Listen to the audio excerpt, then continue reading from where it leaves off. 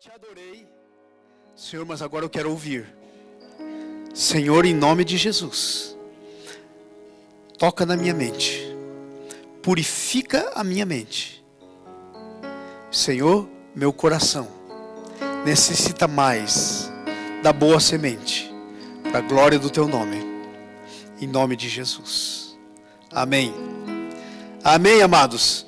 Nós estamos falando, esse ano nós estamos fazendo o nosso ano da consagração. Ano da consagração, ok? E nós estamos falando sobre consagração, o que é consagração. E nós estamos dizendo algumas coisas sobre consagração.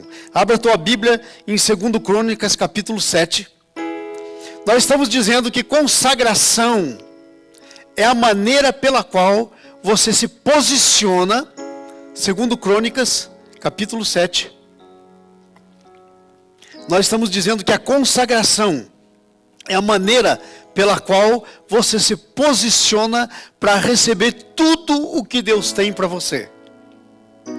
Repita comigo: consagração é a maneira pela qual eu me posiciono para receber o que Deus tem para mim.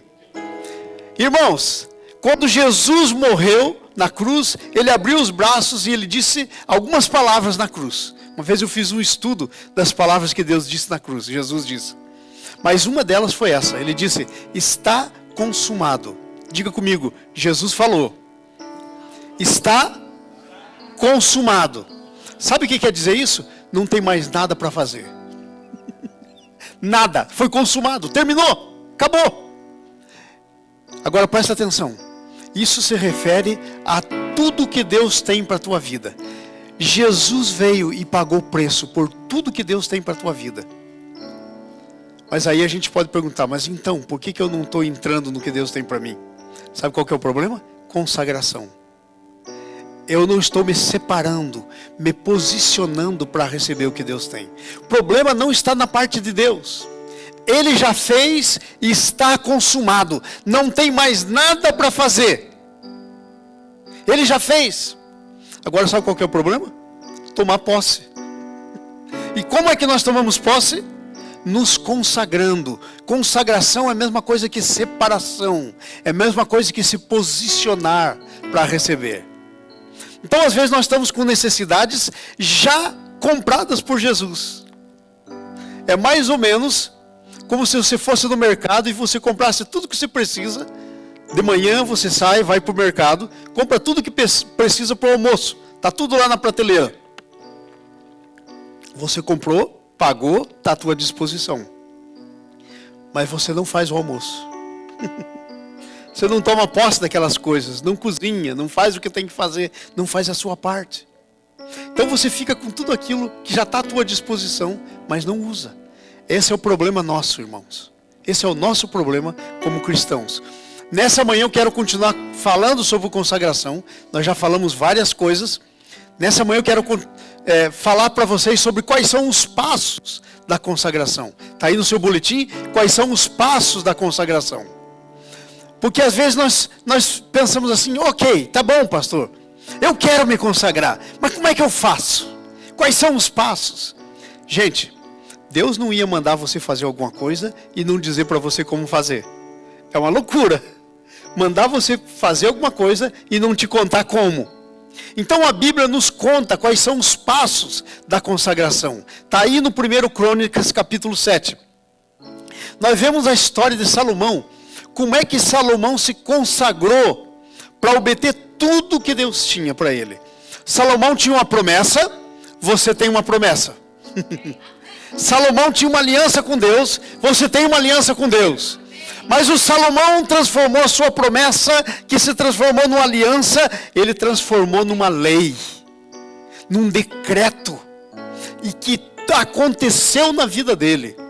O Salomão é o melhor exemplo dos passos da consagração, de como é que você consagra, mas também, de uma certa maneira, ele é o melhor exemplo de como é que você se desconsagra.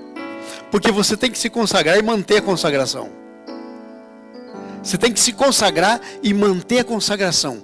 A história do Salomão, que nós lemos aí no capítulo 7, ele estava experimentando os resultados da consagração. Presta atenção, ó. Um dia, ele tinha sido eleito rei, ordenado rei, ungido rei, e ele estava lá, e o Senhor aparece de noite para ele em sonhos. E o Senhor diz para ele: ô Salomão, aqui está um cheque em branco. Põe aí o valor que você quer. Tudo que você quiser escrever, eu te dou. Uau, já pensou Deus fazendo assim com você? Aí você diz: Senhor, por que o Senhor não faz assim comigo? Já fez. Já fez quando Jesus morreu e ressuscitou para você. Você tem um cheque em branco, mas falta você preencher.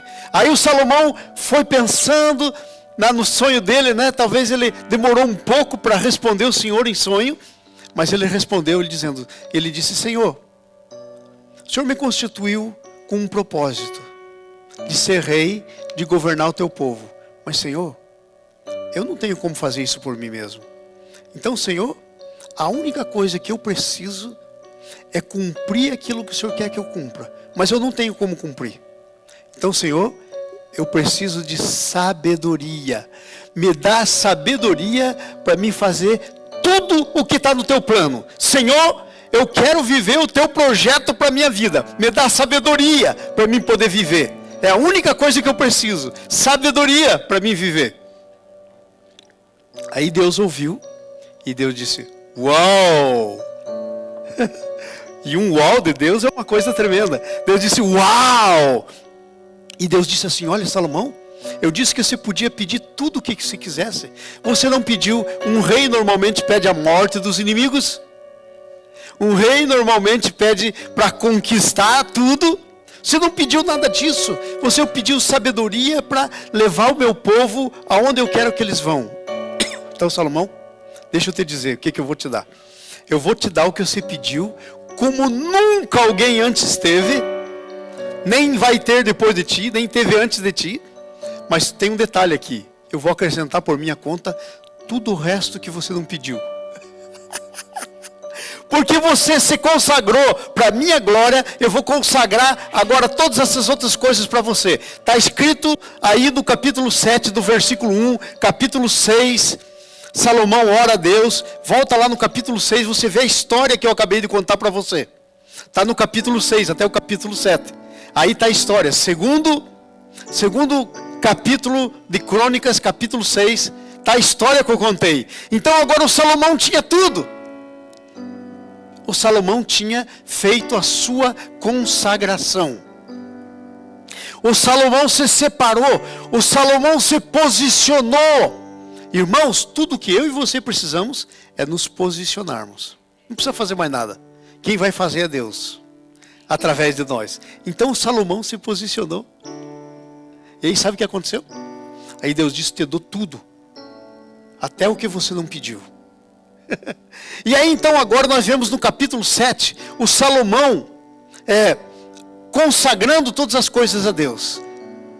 Aí vemos a consagração de tudo. Então o Salomão estava experimentando os resultados. Ele acabou de consagrar o templo. E quando o Salomão consagrou o templo que ele construiu, sabe o que Deus fez?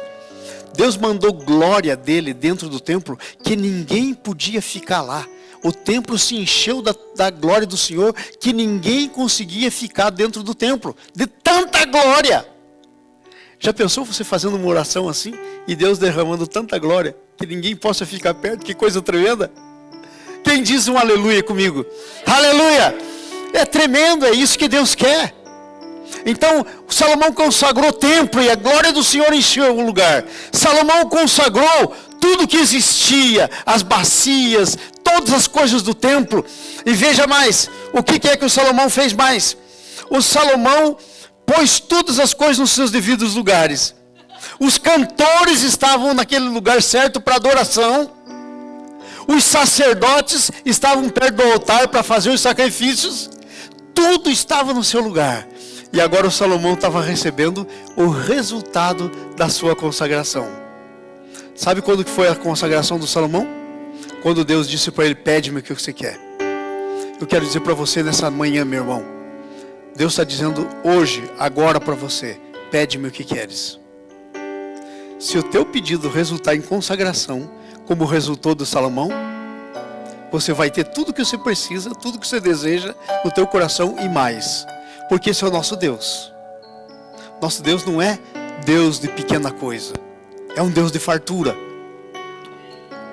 Então, algumas coisas sobre a consagração. Primeira coisa, se você se consagrar ao Senhor, Deus aceita a tua consagração. Deus está querendo que você se consagre. Você acha que Ele deu Jesus para morrer por você, pagar todo o preço, e agora diz, ok, meu filho morreu, comprou tudo isso para você, mas sabe de uma coisa, eu acho que eu não vou te dar. É inconsistente com o caráter de Deus. O caráter de Deus não é um caráter que tem possibilidade de mentir. Deus não é um homem para mentir. Se Ele disse, Ele vai fazer. Então veja algumas coisas. Deus aceita a nossa consagração. Versículo 12. Olha o que diz o capítulo 7, versículo 12. Diz assim no versículo 12. De noite apareceu Salomão, a Deus a Salomão em sonhos, e disse, ouvi a tua oração. Irmãos, muitas vezes nós oramos, e sabe qual que é o problema? Só porque Deus não vem dizer para a gente que ouviu, nós pensamos que Ele não estava ouvindo. Mas Ele estava ouvindo. A tua oração nessa manhã foi ouvida. Eu quero dizer para todos vocês que estiveram aqui para orar por cura, Deus ouviu a tua oração, o teu pedido. Você está curada em nome de Jesus.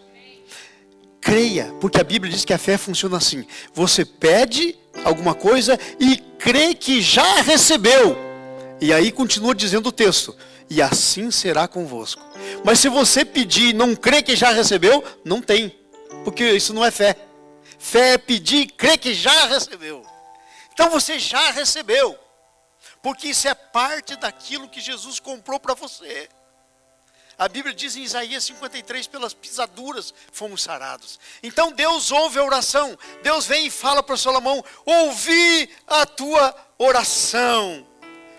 Que coisa tremenda. Ouvi a tua oração. Agora, a letra D está errado aí, viu? Eu sempre uso o estudo anterior para fazer o próximo e eu esqueci de apagar. Então vai para a letra C. E veja o que Deus diz. Eu ouvi a sua oração e eu escolhi para mim aquilo que você consagrou. Uau! Salomão estava consagrando o templo para ser o lugar da habitação do Senhor, o lugar onde que o pessoal ia orar e Deus ia ouvir. Você que consagrou nessa manhã para o Senhor o teu corpo e você disse, Senhor, o Senhor morreu para que eu tenha saúde. Deus está dizendo, eu escolhi você para ter saúde. Vocês estão entendendo como é que funciona? Você que se consagrou para ser alguém próspero perante Deus, da onde que você pensa que vem a tua prosperidade?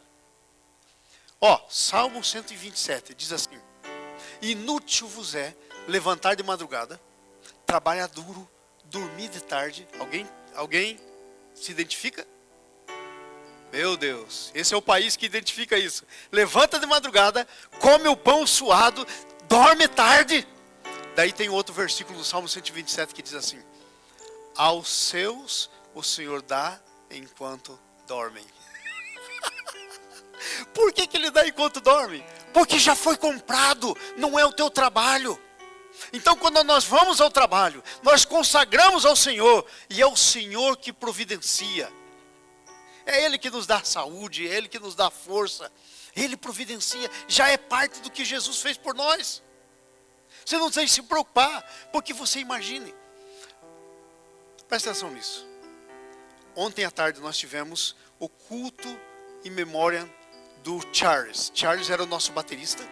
Ele teve um vírus no cérebro, ficou em coma por 8 anos e meio. 8 anos e meio. Quando ele caiu em coma, ele precisava cuidado 24 horas por dia. A cada 2 horas tinha que ser administrado o remédio para ele. Sabe o que aconteceu com o pai dele, o Frank? Pastor Frank, que foi ordenado nessa igreja. Ele tinha uma companhia de pintura indo muito bem. Teve que encerrar a companhia para ficar com seu filho.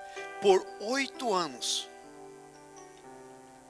o Frank, que era acostumado a trabalhar, ganhar muito dinheiro, por 8 anos e meio até agora, ele teve que fechar a companhia dele ele não teve casa, porque quando o menino teve esse vírus no cérebro, foi um domingo à noite, na hora do culto, ele era o baterista da igreja. Ele caiu, começou a espumar, eu pensei que era um ataque do coração. Lá na outra igreja que a gente alugava, a presbiteriana, chamamos o 911, levaram para o hospital e descobriram que não era ataque, era um vírus no cérebro. Naquela época morreu muita gente aqui em Atlanta, desse vírus. O Frank, a gente tinha acabado de levar a coisa dele, da casa que ele morava, para um storage, porque terminou o aluguel e ela alugou outra casa. Mas a outra casa ainda não estava pronta, então ele tinha que deixar uma semana as coisas dele no storage, para daí mudar para a próxima casa que ele estava alugando. O menino, no sábado, caiu em coma. O Frank nunca conseguiu outra casa. Fazem 8 anos e meio que o Frank não tem casa. Ficou sem casa. Que ele conseguisse por ele. Durante esses 8 anos e meio, o Frank não só pagou tudo que tinha que pagar para o Charles, e muita coisa o governo não cobre, muita coisa, mas ele sobreviveu, teve alimento, está com seu carro, andou, foi para onde queria, nunca faltou nada. Deixa eu fazer a pergunta para você. Você está pensando que é o teu braço, que é a tua força que consegue as coisas para você? O que vai acontecer com você se você cair em coma e ficar por 8 anos e meio? É o teu Deus que te cuida. Aí está o Frank, nós estamos passando por uma experiência de ver, e não de ver um mês, não um ano, 8 anos e meio. Será que chega? Será que é suficiente para crer? Então o Senhor está dizendo, eu escolhi. Quando você se consagra, é o Senhor que te escolhe. O Senhor diz, consagrou para mim, deixa eu escolher isso então. E escolher é separar para Deus. Se você consagrar, Deus escolhe. Deus vai lá e toma posse da tua consagração. Que coisa tremenda, hein? A última coisa, letra D aí no teu esboço, versículo 12. Escolhi esse lugar de sacrifício. Veja o que diz no versículo 12. Lugar para esta casa para sacrifício. Sabe o que aquele templo era? Ele era uma figura da pessoa de Jesus. O templo é uma figura da pessoa de Jesus. Era onde se faziam os sacrifícios. O templo lá dentro tinha o lugar santo, que é onde estava a mesa dos pães, que é onde estava o candelabro, que é a luz, onde estava o altar do incenso, que é a adoração. Sabe, é um símbolo da pessoa de Jesus, onde há adoração. Ele é a luz do mundo, Ele é o sacrifício. Então o Senhor está dizendo, eu escolhi isso, porque o método de Deus é sacrifício. Só que tem um detalhe. Aqui está o negócio. Você não precisa fazer o sacrifício, porque Deus fez o sacrifício. Deus providenciou o Cordeiro, que é Jesus, para o sacrifício, para que você tenha todas as necessidades. Então quando você consagra, um lugar para sacrifício é estabelecido. Jesus é estabelecido como um sacrifício que já aconteceu agora. Essa história era antes dele morrer na cruz. Mas agora ele já morreu, já aconteceu na tua vida esse sacrifício. Você entendeu o que a tua consagração faz? A tua consagração é aceita. É aceita por causa do sacrifício de Jesus. Mas agora grandes coisas. Jesus morreu. Repita comigo João 3,16. Vamos lá, todo mundo. Porque Deus amou o mundo de tal maneira que deu seu Filho unigênito, para que todo aquele que nele crê não pereça, mas tenha a vida eterna. Quem Deus amou? O mundo. Mas peraí, se Deus amou o mundo e Jesus é a prova do amor de Deus, Ele morreu pelo mundo todo. Agora responda para mim, você que é esperto, você que é esperta. Então por que tem gente no inferno?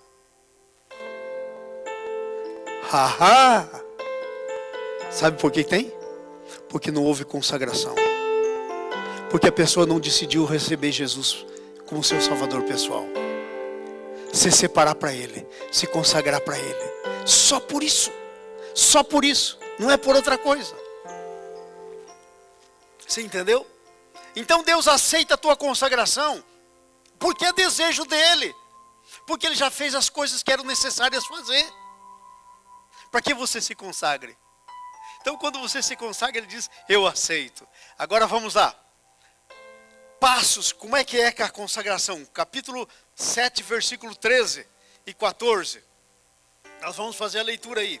7, 13 e 14. Veja o que diz aí. O 13 e o 14. Diz assim, ó. Se eu cerrar os céus, de modo que não haja chuva, ou se eu ordenar aos gafanhotos que consumam a terra, ou se eu enviar a peste entre o povo. Espera aí. Deus está dizendo, se eu cerrar o céu e não der chuva, se eu mandar a peste no meio do povo, se eu ordenar os gafanhotos que consumam. Deus faz isso? Faz. Sabe quando faz? Quando você retira a tua consagração. Sobre a tua terra vem gafanhoto. Sobre a tua terra vem peste. Sobre a tua terra não vem chuva. É a consequência. É a consequência da nossa ação.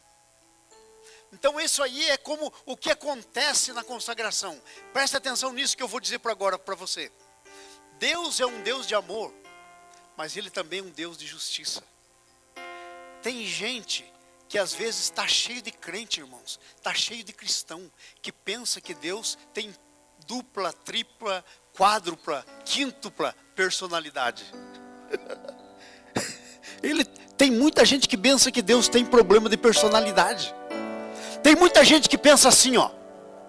Veja o que eu estou dizendo, com problema de personalidade. Tem muita gente que pensa que porque Deus é amor, Ele não é justo. Tem muita gente. Então tem gente que só vê o Deus do amor. E daí faz tudo que acha que está na cabeça, desagradando a Deus. E acha que não vai acontecer nada, porque Deus é amor. Esse não é o Deus da Bíblia. O Deus da Bíblia é ao mesmo tempo amor e justiça. Agora tem outros que não vê só o lado do amor, que só vê o lado da justiça. Para eles Deus é como se fosse, Deus é muito antigo, né? Então é como se fosse aquele velhinho, muito antigo, já meio esclerosado, que está com uma vara na mão, olhando para você, com a vara assim, esperando, se você fizer alguma coisa, pá!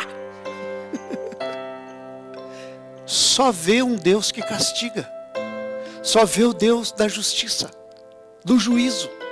Não consegue ver o Deus do amor. Amados, o Deus da Bíblia é um Deus coerente. O amor de Deus não anula a justiça, mas a justiça não anula o seu amor. É isso que nós estamos dizendo nessa manhã. Para ser Deus de justiça, não deixa de ser amor. E para ser Deus de amor, não deixa de ser justiça. Nós não entendemos muito bem como é que isso funciona, mas Deus entende e está muito bem. Está passando muito bem. Ele se entende e não está com problema de personalidade. E outra coisa, quando ele executa a justiça, ele não se sente culpado. E quando ele ama, ele não acha que está tirando de um para dar para o outro, como muitas vezes os pais, né, a gente aqui na terra faz. Ele não tem problema de personalidade. Então presta atenção, a nossa consagração não anula a justiça de Deus. Quando eu me consagro, eu entro na justiça de Deus. Tem que ler para vocês um versículo. Quando eu me consagro, diga comigo. Quando eu me consagro, eu entro na justiça de Deus. Então agora 1 Coríntios, ou segundo, deixa eu checar aqui. 1 Coríntios.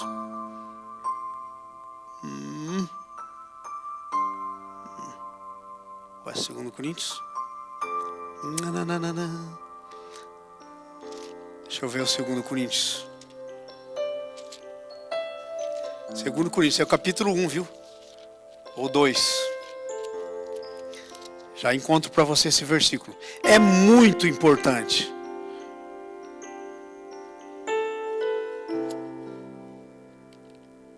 Não querendo que ele... É aquele versículo que diz... É o 1 Coríntios, eu tenho certeza que é o 1 Coríntios. É aquele versículo que diz: e ele se tornou da parte de Deus para nós. Achem aí no 1 Coríntios.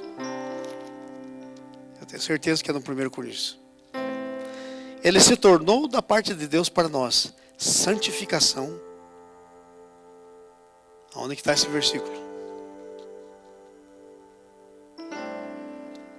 Muitos querem...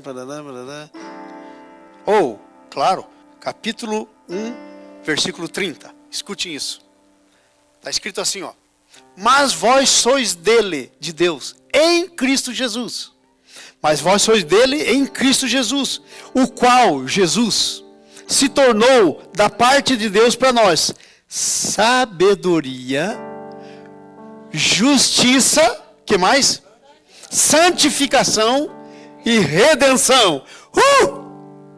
Quando você crê nele, você entra na justiça de Deus. É isso que você faz. Quando você se consagra, você entra na justiça de Deus. Está entendendo isso? Você entra na justiça de Deus. E ele se torna a tua justiça. Por isso que você não tem que pagar o preço nenhum. Gente, há uma coisa que me deixa tão triste na vida cristã, comigo mesmo e com os crentes, porque eu sou pastor. Sabe qual que é? É que muitas vezes eu e os meus irmãos estamos tentando comprar aquilo que Jesus já morreu para comprar para mim. Estamos tentando merecer aquilo que Jesus já nos deu de graça. Estamos tentando pagar o preço do que Jesus já morreu por ele. Eu acho que isso no mínimo é uma ofensa a Deus. Eu acho que Deus fica olhando para a gente perguntando: ei, o que é que você está fazendo, meu filho? Eu já fiz isso. Recebe. Você consagra. Consagração é a maneira de receber. Então veja, a justiça não anula por causa do amor. A nossa consagração não anula a justiça. Veja aí, versículo 13. Se cerrar os céus, se ordenar os gafanhotos que consumam, se enviar a peste. Agora você pensa que Deus faz isso de maneira injusta? Não. Se você se desviar de mim, se você tirar minha consagração, anular minha consagração, é isso que vem. Mas, por outro lado, se você voltar a se consagrar, então diga para o seu irmão que está do seu lado: consagração é uma coisa que nós temos que fazer sempre. Você tem que se consagrar cada dia que você levanta. Cada dia que você acorda, você tem que dizer: Senhor, eu me consagro a Ti. Eu vou viver esse dia na Tua presença. O Senhor é o meu Deus. Eu vou tomar posse do que o Senhor tem para mim. Tudo vai ser como o Senhor diz que é. Na minha vida. E no meu trabalho e em todas as coisas. Entenderam? Então olha só. Aí se Deus, por causa da justiça dele, vem a vara. Sabe o que a Bíblia diz lá em Hebreus? Que o pai que ama o filho é uma vara. Gente, nós estamos vivendo numa época em que, se o governo descobrir que você usou a vara no seu filho, você está complicado. Sabe, você está complicado. E é assim que essa geração está indo pelo esgoto. Por falta de educação. Por falta de correção. A Bíblia diz, Hebreus, capítulo 12. Se alguém está sem correção, não é filho, é bastardo. Bastardo é aquele que o pai não cuida, não corrige, não orienta, não educa. Ele é um filho lá do lado. É um bastardo. Mas a Bíblia diz que a gente tem que ter, por alegria, a correção. E a Bíblia diz que no começo ela não é boa, mas no fim ela é proveitosa. Está lá em Hebreus. Amém? Então, se a gente entrar em correção, qual é o meio de a gente sair dessa correção? Consagração. Se consagra. Consagração é voltar ao teu primeiro amor, é voltar ao teu primeiro desejo, é voltar ao teu primeiro, ao teu primeiro lugar que você se consagrou, se separou para Deus. Isso é que é a sua consagração. Agora veja quais são os passos para a sua consagração. Foi isso que o rei Salomão seguiu quando ele se consagrou ao Senhor. Aqui estão os passos para você. Pastor, eu queria tanto me consagrar, mas eu não sei bem o que fazer. Não sabia. Agora você sabe. Passo por passo. Primeiro passo, está escrito aí. Olha só. Versículo 14. Se nós voltarmos a nos consagrar, nós saímos de debaixo da vara de Deus. Se o meu povo, repita comigo, se o meu povo. Quem é o povo de Deus? Nós. Por que somos nós? Porque Jesus morreu por cada um de nós para nos levar de volta ao Pai. A gente não era povo, diz a Bíblia, mas agora nós somos povo. Pela morte de Jesus, nós fomos religados com Deus. Pela morte de Jesus, você e eu fomos feitos filhos de Deus. João capítulo 1, versículo 12. Veio para que era seu, mas os seus não o receberam. Mas a todos quantos o receberam, deu-lhes o poder de serem feitos filhos de Deus. João 1,12. A saber, os que creem no seu nome. Você creu, você foi feito filho de Deus, povo. Então essa palavra aqui é para você. Por favor, não aplique essa palavra para incrédulo, não se aplica. A pessoa tem que primeiro receber Jesus. Tem que primeiro, para se consagrar, a primeira coisa é se tornar povo. Então, como é que continua aí o texto? Se o meu povo. E aí diz assim, que se chama pelo meu nome. Isto é, que o sobrenome é meu. Quem é que tem o sobrenome de quem? O filho tem o sobrenome do pai. Sabia que você tem o sobrenome de Deus? Pastor, que é isso? Sobrenome de Deus? Ué, o que o filho tem? O sobrenome de Deus. O seu nome tem o sobrenome de Deus. O povo que se chama pelo meu nome. Gente, quando você entender isso, quando nós entendemos isso, a coisa vai fazer uma diferença grande na nossa vida. Porque quando o mal se levantar contra a gente vai dizer, ei, eu sou chamado pelo nome do meu Deus. Sai de mim. Você não tem vez na minha vida. Nenhum mal. Se o meu povo que se chama pelo meu nome. Primeira coisa, se humilhar. O que foi que o Salomão fez quando pediu sabedoria? Ele se humilhou. Ele disse, Senhor, excuse me, mas o Senhor me pôs num negócio que eu não tenho como fazer. Não estou preparado, não tenho a sabedoria suficiente. Eu até quero, mas não posso. Então eu resolvo me humilhar e depender do Senhor. Amados, sabe qual que é a palavra que dá origem para humildade? Sabe qual que é a raiz grega da palavra humildade? É humus. Quem sabe o que é humus? É um negócio decomposto.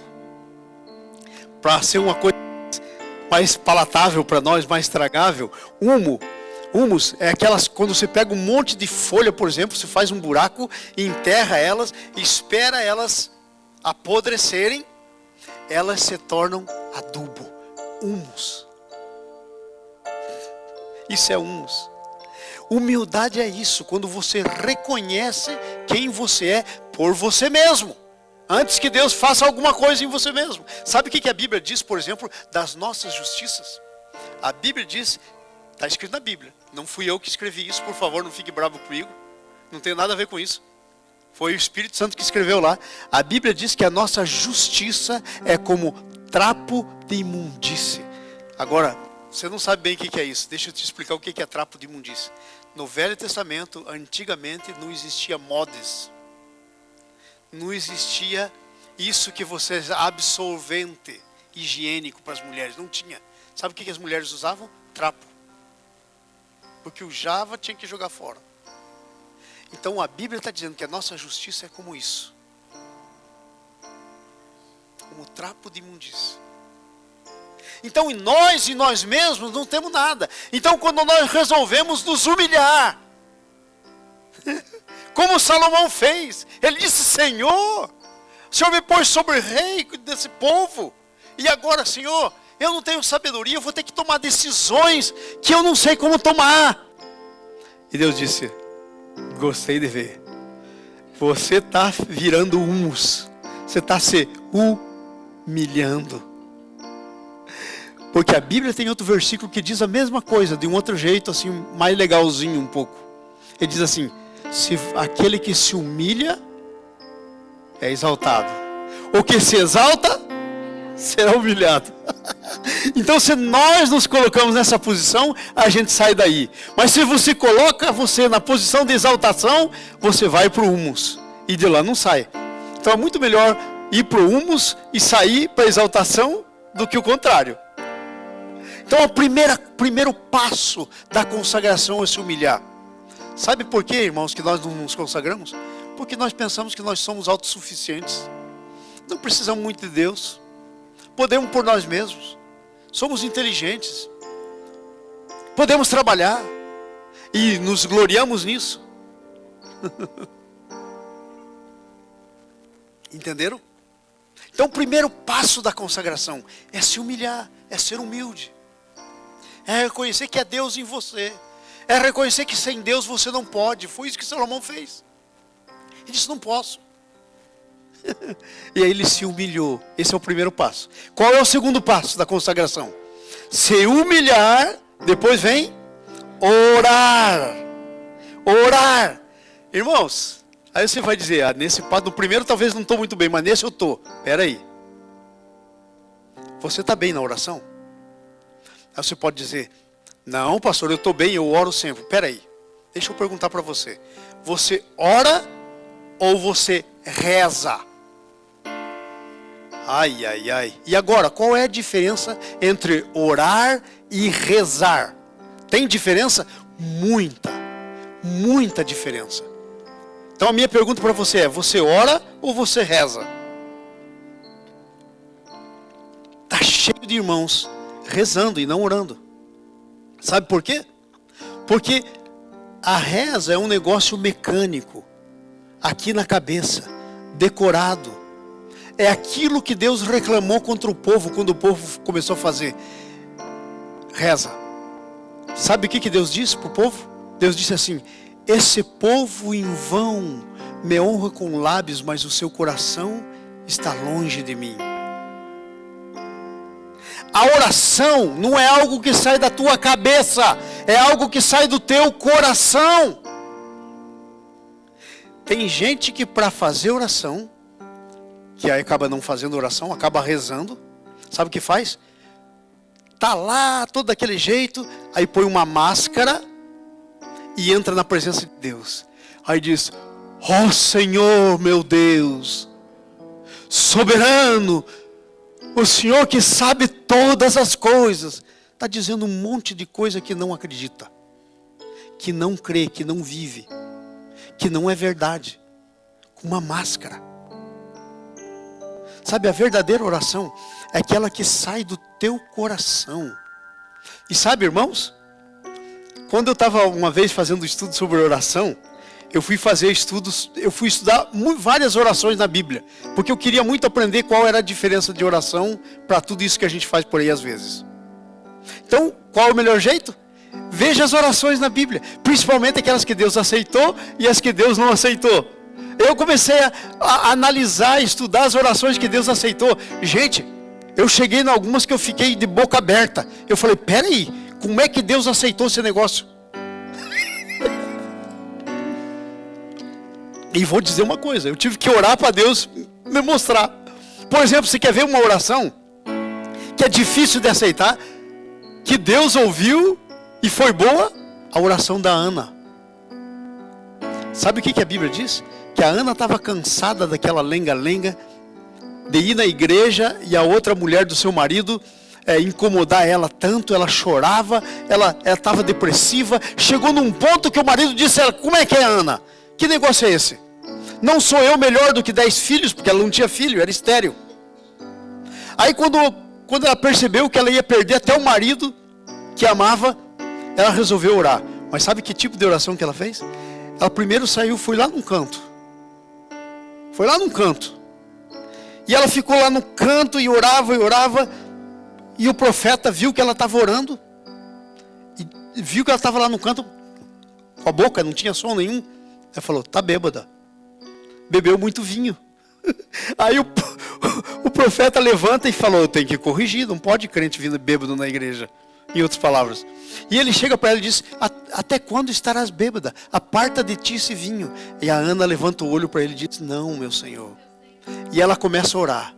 E ela diz, eu sou mulher amargurada de coração. Será que Deus ouve oração amargurada? Eu achei que não. Mas uma das melhores orações na Bíblia é a oração da Ana. E era a oração de uma amargurada. Sabe por que Deus ouviu isso? Porque era assim que estava o coração dela. Ela tirou a máscara para orar a Deus.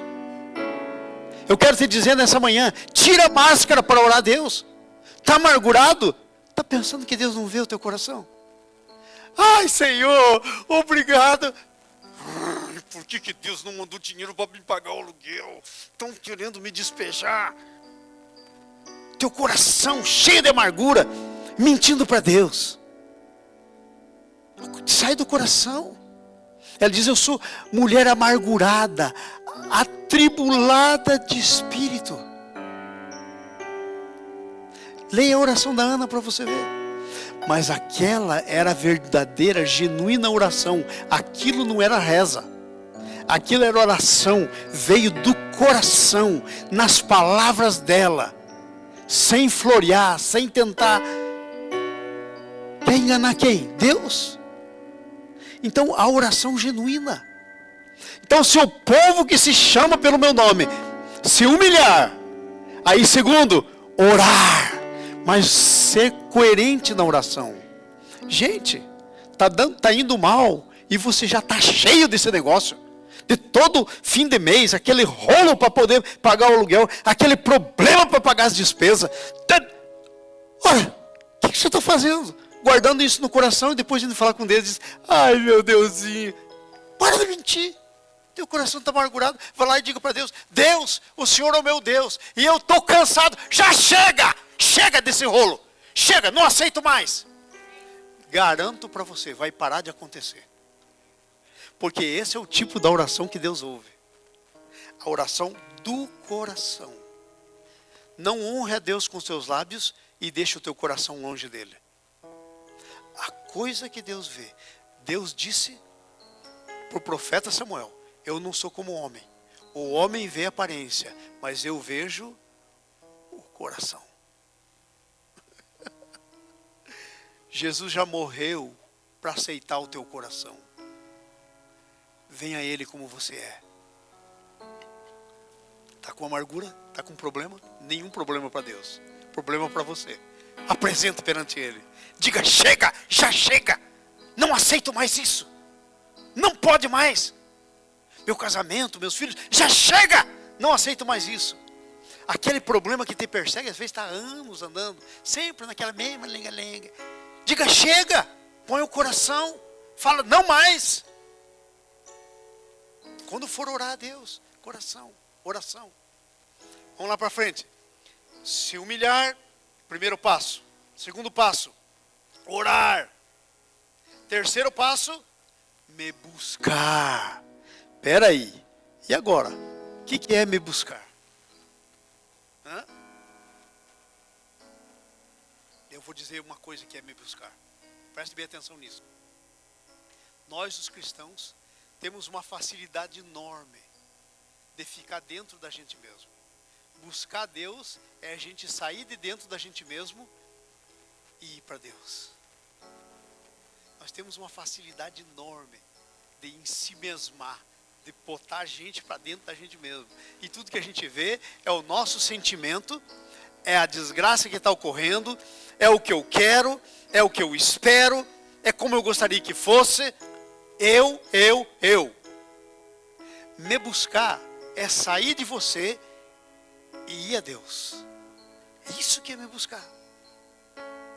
É isso que é me buscar. Buscar-me-eis e me achareis quando me buscardes de todo o coração. De novo, o segredo é o coração. Então esse é o terceiro passo. Estão aprendendo o passo? Primeiro, se humilhar. Quem se humilha é exaltado.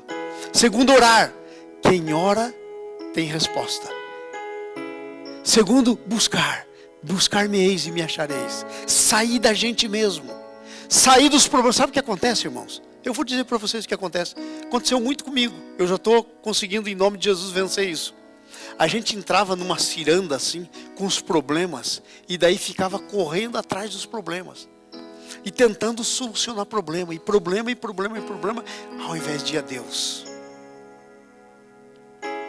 Ao invés de ir a Deus. A gente tem que sair disso, ir a Deus. Sair da gente mesmo. Sair desse círculo vicioso de problema. Entregar o problema. Jesus diz, vem a mim, pega o teu fardo pesado. Se você está sobrecarregado, oprimido, pega o teu fardo, põe os meus pés. E aí pega o meu fardo sobre você. Porque ele é leve e suave. E você vai achar descanso para a tua alma. O problema da gente para buscar Deus, sabe qual que é? A nossa alma. E sabe o que é a nossa alma? São as nossas emoções, a nossa razão, as nossas decisões. Isso é a nossa alma. Esse que é o problema para buscar Deus. A gente fica naquele círculo vicioso e não busca. Amém? Então vamos lá, primeiro passo para a consagração, se humilhar. Segundo passo da consagração, orar. Terceiro passo, me buscar. E agora vem o último passo, depois desse não tem mais outro passo. E se converter dos seus maus caminhos. Diga, quarto passo. É chave. Porque eu tenho que me converter. Agora você pode dizer para mim, pastor, o que o senhor está falando? Eu já sou convertido. Essa é uma outra confusão na vida cristã. Nós confundimos conversão com novo nascimento. Se você é cristão genuíno, você já nasceu de novo. Mas eu tenho uma notícia para você. Todo cristão que nasceu de novo tem que viver se convertendo praticamente todos os dias. Porque sabe o que é conversão? Conversão é assim, eu estou indo para lá, eu chego aqui e eu faço meia volta. Isso é conversão. E eu consigo ir em sentido contrário. Isso é conversão. Conversão, você está indo para uma direção, fazer meia volta e voltar em sentido contrário. Eu tenho que fazer isso todas as vezes que eu estiver indo numa direção errada. Todas as vezes. É por isso que Jesus, quando aparece para Pedro, já lá, pouquinho depois da ressurreição dele, ele diz, Pedro, quando você se converter, apacenta as minhas ovelhas. Mas Jesus disse em João 15, que o Pedro já era convertido, nesse sentido, de nascido de novo.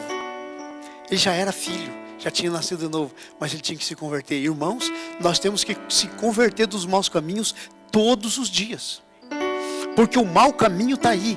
O mau caminho, veja, Jesus disse assim, a oração dele por mim e por você.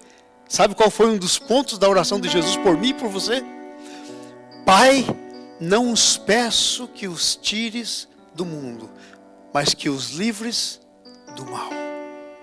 O mundo, sabe o que é o mundo? A Bíblia diz, Jesus falando, os discípulos ensinaram sobre isso. A Bíblia diz, o mundo jaz no maligno. Então, para onde você tentar andar, tem um caminho mundano. E você tem que se converter. Todas as vezes. Tem que se converter. Caminho mundano, meia volta. Nós temos que nos converter sempre dos nossos maus caminhos. Vocês entenderam?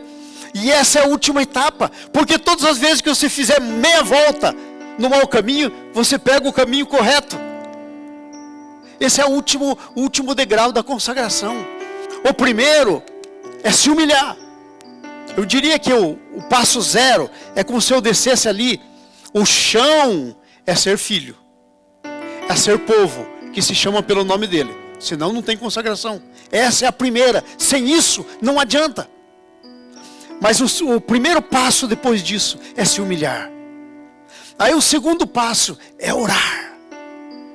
Aí o terceiro passo é buscar. E o último passo é se converter dos maus caminhos. Sabe por que eu tenho que me converter dos maus caminhos? Porque Deus é justo.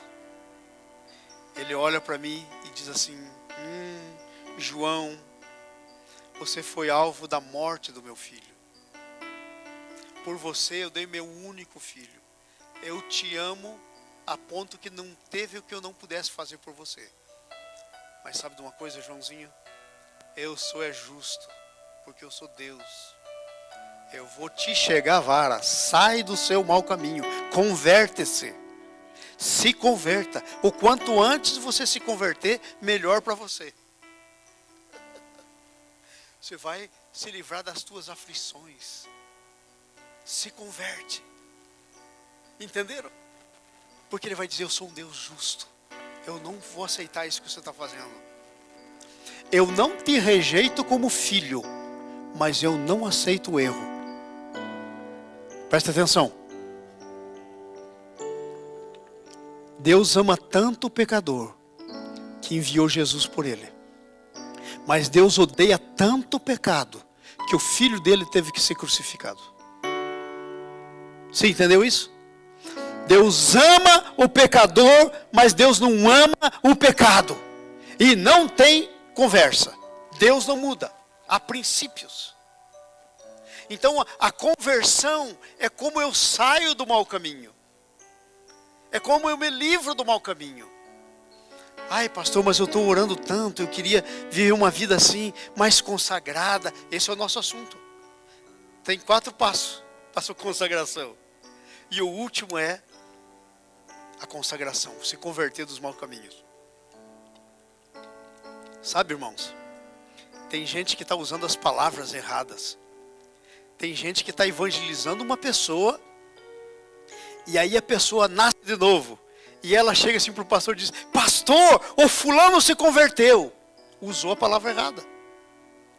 Ele se converteu, mas aquilo não quer dizer nada, porque ele vai ter que se converter a vida inteira dele. Só aquela não adianta. Ele nasceu de novo. Ah, nascer de novo é só uma vez.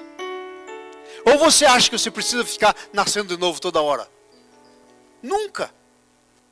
É por isso que nós não somos espíritas, porque espírita é que fica nascendo de novo sempre, reencarnando. É por isso que o nosso negócio é ressurreição, não encarnação. Entendeu? Ressurreição é muito superior à reencarnação. Porque reencarnação é sempre. Jesus já chega. Agora eu vou ter que voltar a viver outro negócio desse de novo? Outra coisa, outra. Chega! Então a ressurreição é a resposta de Deus. Você morre com Cristo e ressuscita com Ele. E se torna nova criatura. Mas nova criatura está no mundo que jaz no maligno. Tem que constantemente se converter dos maus caminhos. Porque a coisa mais simples aqui nesse mundo não é andar no caminho certo, é andar no errado, porque é o que mais tem. É o que está na frente. É o mau caminho. Bem-vindo à conversão, amados. E eu quero terminar. Quais são os resultados da consagração? Porque se desconsagrar, tem resultado. É gafanhoto, é falta de chuva, é vara. Agora, quais são os resultados da consagração? Versículo 14.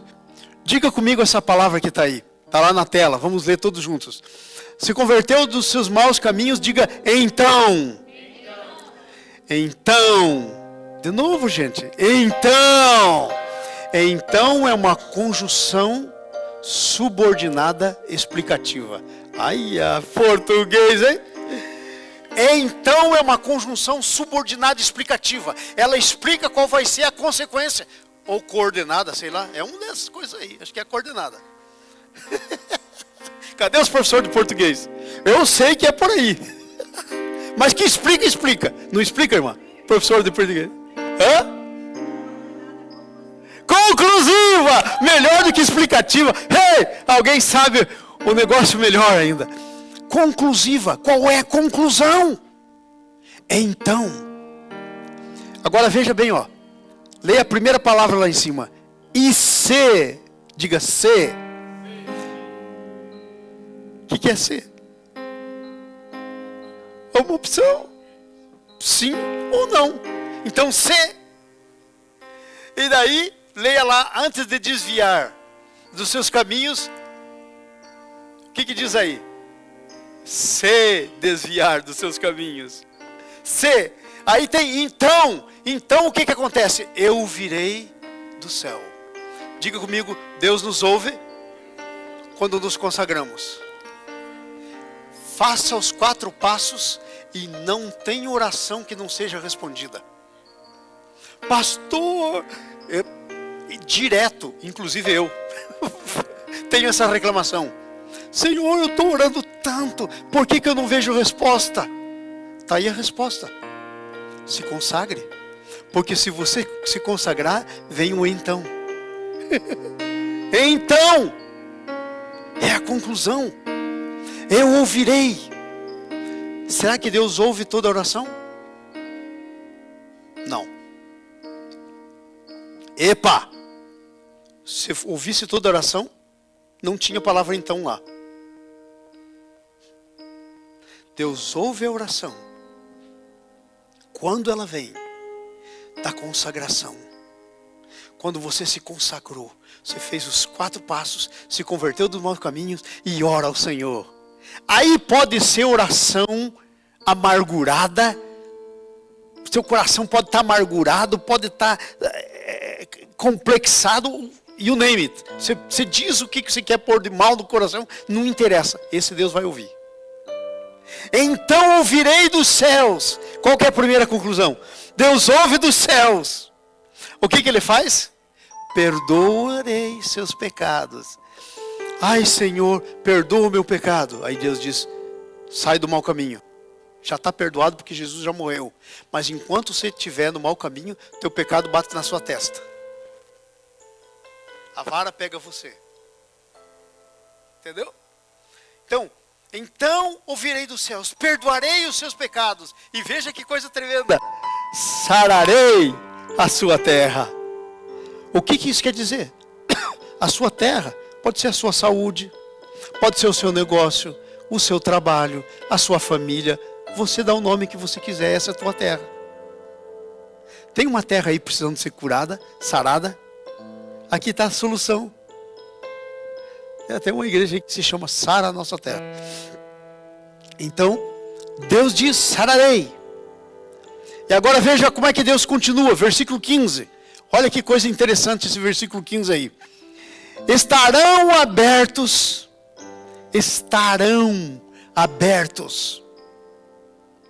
os meus olhos. Espera aí, Deus anda de olho fechado?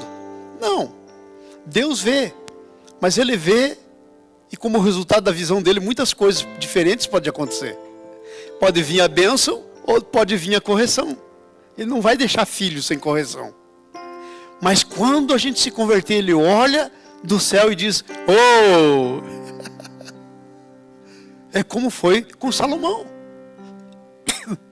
Então, os meus olhos estarão abertos. E os meus ouvidos atentos. Ah, você descobriu agora por que você ora e ora, parece que Deus está surdo. Ele está ouvindo, mas não pode responder por causa da justiça. Ele tem amor suficiente, mas como é que faz com a justiça? A justiça é simples. Se humilha, ora. Vamos lá? Qual é o outro passo? Busca. Se converte dos maus caminhos. Pá! Veio a bênção. É isso que quer dizer. É isso que está escrito na nossa Bíblia. É isso. Os olhos de Deus. Deus diz, ei, olha lá. Estarão abertos os meus olhos, os meus ouvidos. E ele termina dizendo a última coisa. Sabe qual que é a última coisa? Porque eu escolhi. Versículo 16. Porque eu escolhi. Levanta a tua mão direita assim comigo e diga, eu sou escolhido. Agora, se você não está muito certo, diga comigo, e eu sei porque eu sou escolhida. Não é porque eu sou bom. Não é porque eu não tenho problema. É porque Jesus morreu. E eu o recebi como o meu Salvador. Então eu sou escolhido. Aleluia! Eu sou escolhido, porque Deus me escolheu em Cristo Jesus. E disse que eu tenho que ser abençoado. Eu gosto dessa parte da bênção. E ela tem esses requisitos. A consagração. Se você vai lá para Deuteronômio 28, diz, e estas bênçãos te perseguirão. Perseguirão. O que é perseguir? É alguém que está correndo e outro vai atrás, correndo. E diz mais, te alcançarão, porque a bênção corre mais. E estas bênçãos te perseguirão e te alcançarão. E daí vai dizendo, Deuteronômio 28. É só você ler lá. Bendito Daí vai dizendo toda a relação da bênção. Aleluia. Vamos fazer a nossa conclusão. Vamos orar e terminar o nosso culto por hoje. Deus não anula a sua justiça por causa do seu amor. Nós somos os que liberamos o amor de Deus ou a vara sobre nós. Pare de pensar que Deus é injusto chegando à vara. Deus é um pai amoroso sempre. Se ele vem indo para cá, ele diz: se humilha, ora, me busca, se converte dos maus caminhos, vem para cá, o teu lugar é o lugar da bênção. Mas não posso te abençoar sem posicionamento. Então eu concluo nessa manhã. O que é consagração? Consagração é posicionamento perante Deus. Consagração é se posicionar perante Deus. Não interessa se você se posiciona e depois acontece com você o que aconteceu com o Charles. O Charles, 3 meses antes de cair em coma, ele veio no escritório para falar comigo, me chamou depois de um culto de jovens e disse: eu fiz a grande decisão da minha vida. Eu vou ser missionário. De agora em diante eu sou missionário. E ele perguntou: o senhor me ajuda a eu chegar lá? Eu falei: sim. 3 meses depois caiu em um coma. Mas tinha uma decisão. Tinha uma consagração. E agora ele já apresentou perante Deus, porque ele está vivo. Já apresentou a consagração dele. Não pôde fazer nada, mas isso não é problema dele. Não era decisão dele. Ele não pegou vírus porque ele quis. Não era decisão. Mas consagração ele teve para apresentar. Então, qual é a consagração que você vai levar para apresentar o seu Deus? Dizer: Senhor, aqui está. Eu pus no meu coração, Senhor, eu me consagrei. Eu me humilhei, Senhor. Eu orei, eu te busquei. Eu me converti dos maus caminhos. Aqui está, Senhor, a minha consagração. Fique em pé no nome de Jesus. Nós vamos encerrar. Eu quero fazer uma pergunta para você. Não vou pedir para você responder, porque essa é íntima, cada um, né? Nenhum tem nada a ver com o outro. Como é que você vai continuar a tua vida cristã nesse ano de 2015? Como é que vai ser a tua vida cristã? Sabia que é você que decide como vai ser? Veja bem, como vai ser a tua vida financeira em 2015? Sabia que é você que decide como vai ser? Como é que vai ser a tua vida familiar? Sabia que é você que decide? Como é que vai ser a tua vida pessoal, psicológica? Você e você mesmo. As tuas lutas lá dentro da tua cabeça, que só Deus e você sabem. Sabia que é você que decide? Porque a Bíblia diz: nós, porém, temos a mente de Cristo. É você que decide. Ficar na tua mente ou na de Cristo. É a consagração. Como é que vai ser? Eu quero que você pense nisso enquanto nós oramos. Pense nisso um pouquinho.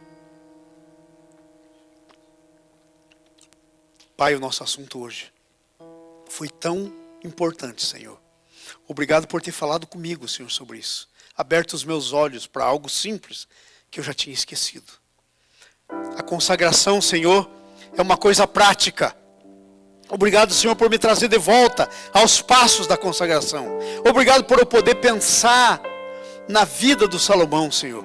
Como ele se consagrou e como ele desconsagrou. Pai, no nome de Jesus, responde tu por mim. Senhor, eu quero fazer uma aliança contigo hoje. Que o Senhor responde por mim. Eu já tenho essa aliança contigo. Eu quero renovar ela, Senhor. Responde tu por mim, para que eu não volte atrás na minha consagração. O Senhor é o único que pode me segurar e que pode garantir. Pai, tua misericórdia e a tua graça são suficientes para mim. Esse é o meu pedido nessa manhã, Senhor. Senhor, agora eu oro pela igreja. Ouve, Senhor, cada pedido.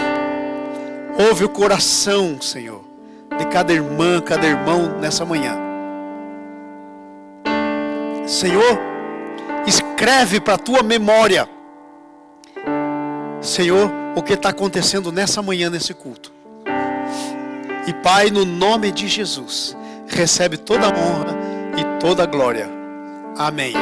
Dá uma salva de palmas ao Senhor. Hey! Amém, irmãos, mais alto. O Senhor é bom, sua misericórdia dura para sempre, sua palavra não muda. Aê!